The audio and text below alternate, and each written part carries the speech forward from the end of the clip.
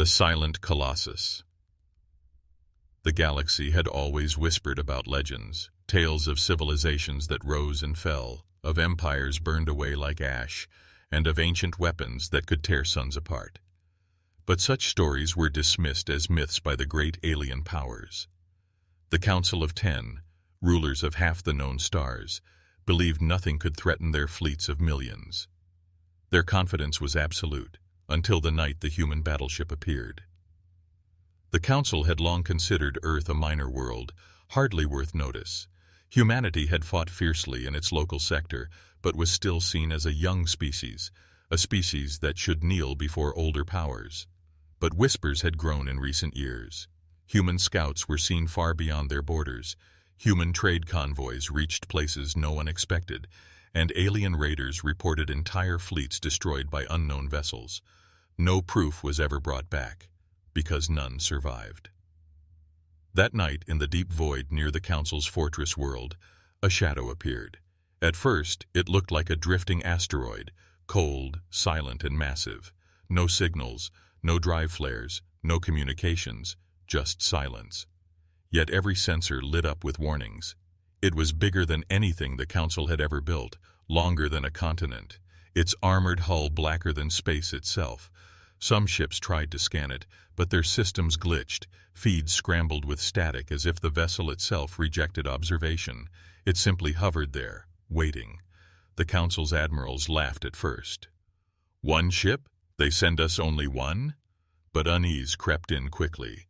Even the bravest alien commanders could not ignore the pressure in their chests, the strange weight in the air. The presence of the vessel felt wrong, unnatural, like standing in the path of an avalanche.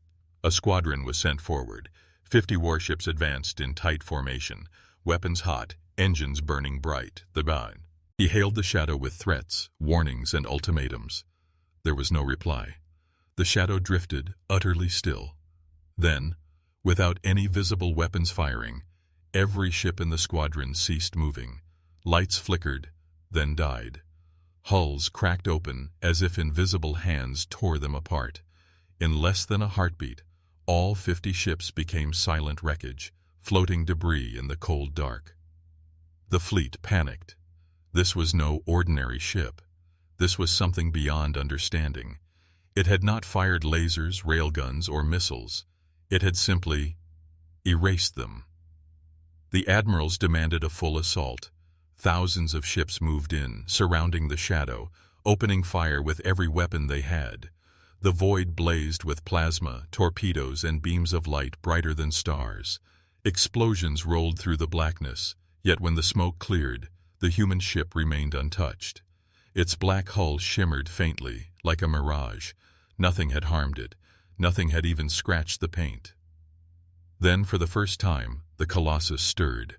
Lights flared along its surface, not glowing windows or engine thrusters, but something deeper, older. Symbols no alien could recognize pulsed in patterns across its hull. Slowly, deliberately, the ship turned toward the Council fleet. It did not rush. It did not need to. Its very movement was like a verdict being read. One word appeared across every alien communication channel, in every language, in every frequency. Submit. The admirals froze.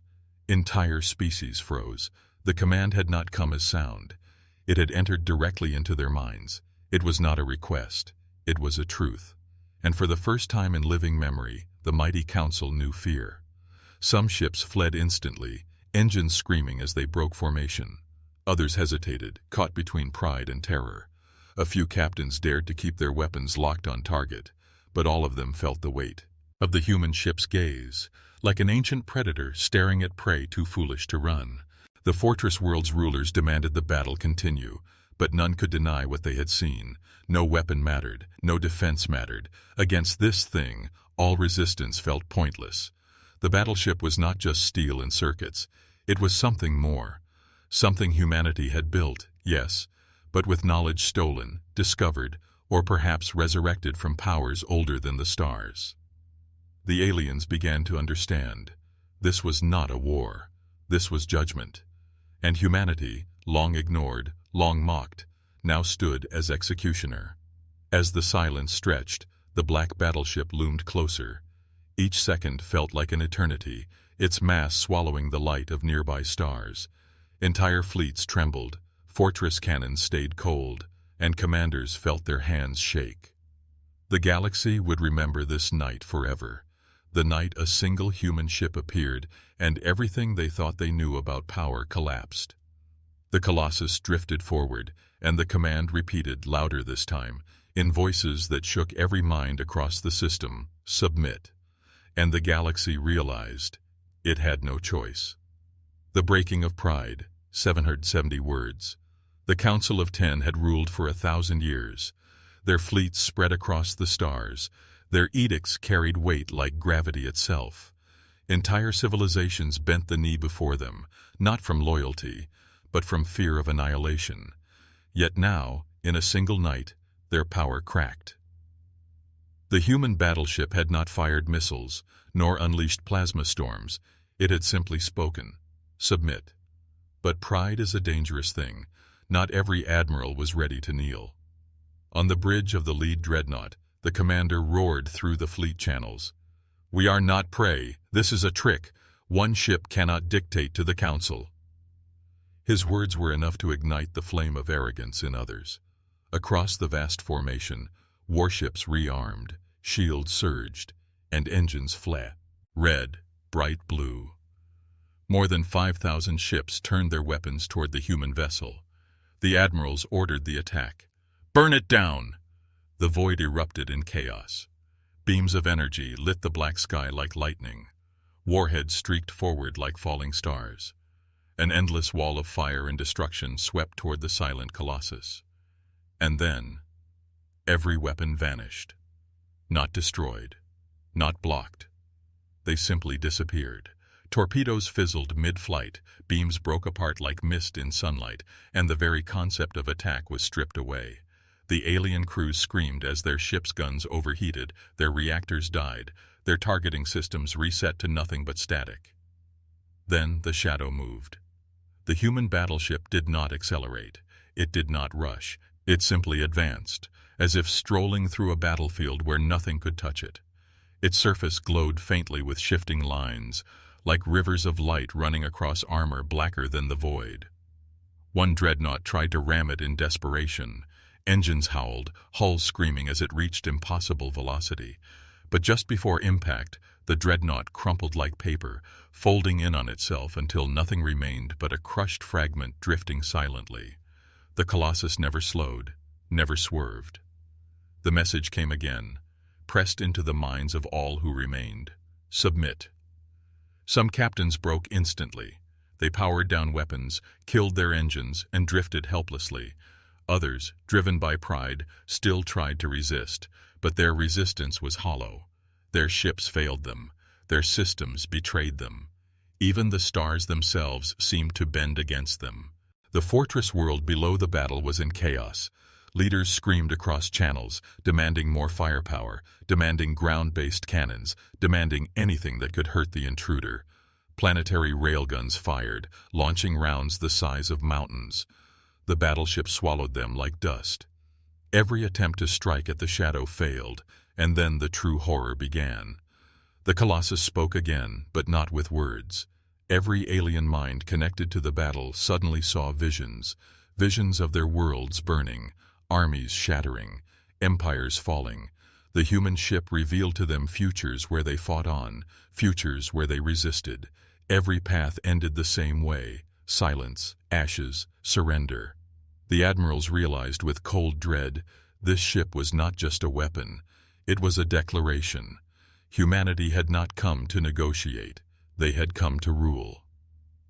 A counselor on the planet broke down, whispering the truth aloud for all to hear. It cannot be destroyed. It cannot be stopped. We must kneel. But still others clung to pride. "Never," an admiral shouted. He ordered his fleet of carriers to launch every remaining fighter. Thousands of small craft filled the void, swarming toward the battleship like a living storm. They darted, weaved, and fired in blind fury. For a moment, it looked like courage. Then the battleship opened its eyes. Two immense arcs of light flared from its hull, sweeping across space like the wings of a god. The fighters froze in mid-flight, suspended as if time itself had abandoned them. Pilots screamed, their ships locked in place, thrusters burning uselessly. And then, silence. The arcs pulsed once, and every fighter disintegrated into dust. The void fell quiet. No one spoke. No one moved. Even the admirals who moments ago shouted for resistance sat pale, trembling in their command chairs. The human ship turned again, angling its black surface toward the fortress world. The implication was clear: surrender or be erased. The Council had believed themselves eternal. They had believed no power could ever topple them. But now, with a single ship staring down their empire, they realized the truth. Humanity had risen, and it demanded submission. The Fall of the Fortress, 770 words.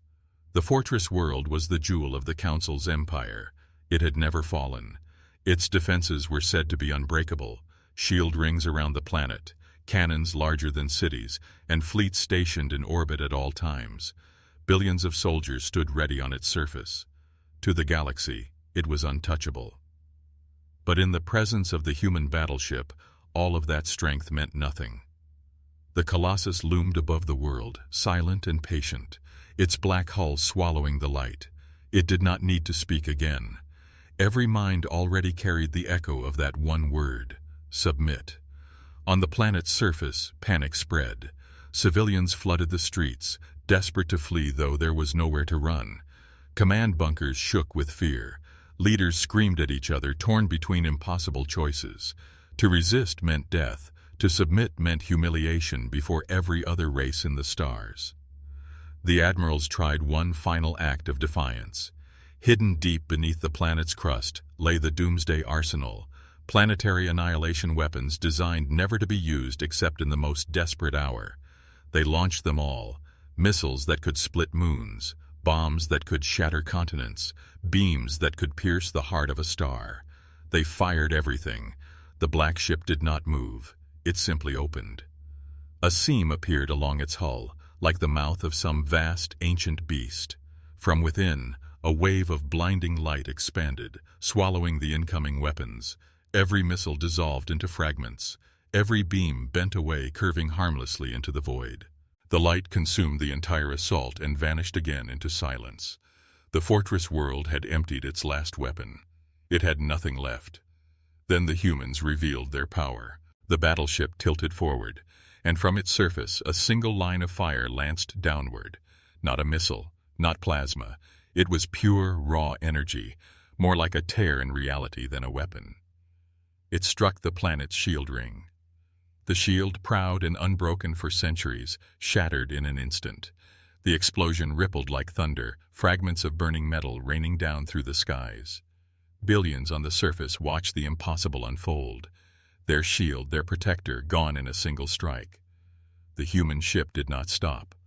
A second beam followed, slower this time, deliberate. It carved across the sky like the finger of a god. Towers of defense vaporized. Cannons the size of mountains turned to molten slag. The ground shook with every impact. Entire continents fell silent. Yet the battleship never aimed at the cities. It struck only at the symbols of power: the fortresses, the bunkers, the command centers. Humanity's message was clear. They did not come to slaughter the weak, but to crush the rulers. Panic became despair. Soldiers laid down their weapons. Generals ordered retreats that went nowhere. Entire battalions refused to fight, staring up at the black shape above their sky. And then once more the voice filled every mind: submit. For many, that was the breaking point.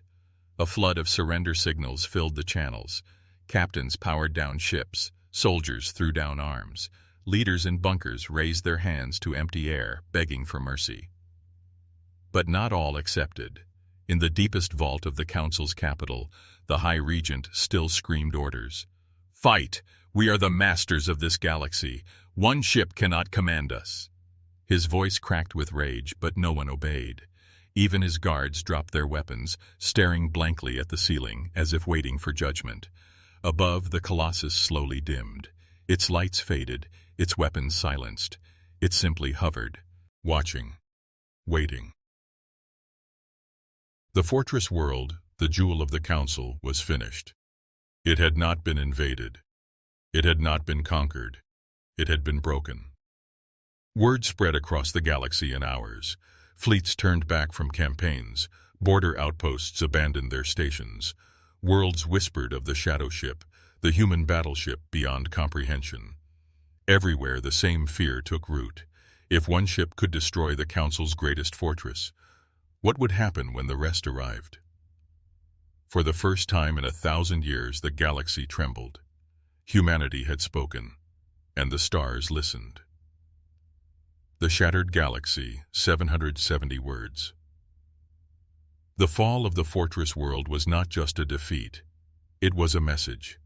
Every empire, every colony, every species heard the echoes of that single word the Colossus had spoken: submit.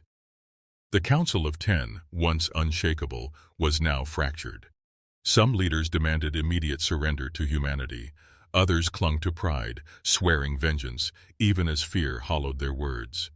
Across the galaxy, fleets hesitated. Worlds watched the stars with terror. For the first time, the balance of power no longer belonged to the Council. It belonged to Earth. On distant worlds, alien citizens whispered in markets and gathering halls. One human ship destroyed the fortress. No fleet can match it. If humanity has more, the galaxy is already theirs. Fear spread faster than any weapon. But there were still those who resisted. In the hidden chambers of the Council, 3 admirals argued. The first slammed his fist against the table. "We must unite what remains. Humanity cannot be allowed to dictate the future of the stars." The second shook her head. "You saw it, as we all did. Their ship did not fire weapons. It bent reality itself. Even our strongest cannons vanished like mist. How do you fight a power like that?" The third remained silent for a long moment, then whispered, "Perhaps they are not alone. Perhaps more of these ships wait in the dark." The thought chilled them all. Meanwhile, in the depths of the void, the human battleship drifted in silence. It did not advance. It did not chase. It simply remained, like a predator content to let fear do its work. And the fear spread. Several alien races, long oppressed by the Council, now saw their chance. One by one, they sent messages, not to the Council, but to Earth. Offers of allegiance, pleas for protection. Humanity, once mocked as a minor power, was suddenly viewed as the galaxy's new judge. But not all welcomed this change. On the far side of the galaxy, a coalition of proud warrior clans gathered their fleets. They refused to bow. They swore to strike humanity before it grew stronger. "If we fall to fear," they declared, "then we are already conquered." Their fleets lit their engines and moved toward human space. The Council itself tore apart from within. Some worlds declared independence, no longer believing the Council could protect them. Others demanded peace with humanity at any cost. Civil wars sparked. Old rivalries reignited. The galaxy began to unravel. And still, above the broken fortress world, the human ship hovered. On the planet's surface, entire armies had laid down arms. Generals surrendered in shame. The High Regent, once the voice of absolute command, now sat alone in his bunker, abandoned by his own guards.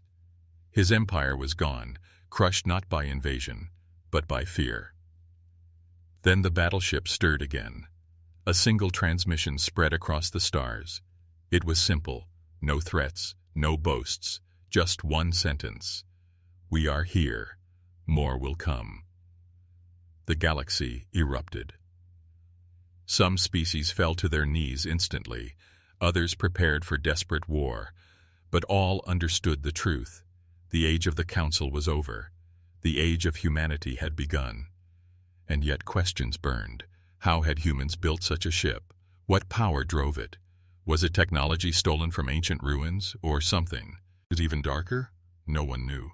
Humanity gave no answers. They did not need to. Because in the end, the truth was simple. One ship had broken the galaxy. The message was clear. Resistance was death. Submission was survival. And every race now faced the same choice: kneel or be erased. The Kneeling Stars, 770 words. The galaxy had reached its breaking point. The Council of Ten was no more. Its fortress world silenced, its fleets scattered. Civilizations trembled, torn between pride and survival. Above it all, the human battleship drifted, silent, eternal, unshaken. For weeks, it did nothing. It simply remained in orbit of the broken fortress world, its black hull swallowing the starlight. Entire empires watched and waited, holding their breath. Every admiral, every soldier, every ruler feared the same question: was this only the beginning? Then, without warning, the battleship moved. It did not attack. It did not invade. Instead, it transmitted a signal, one that carried across the stars, bypassing every defense, every barrier. It was not sound. It was not code. It was something deeper, written into the very fabric of thought itself.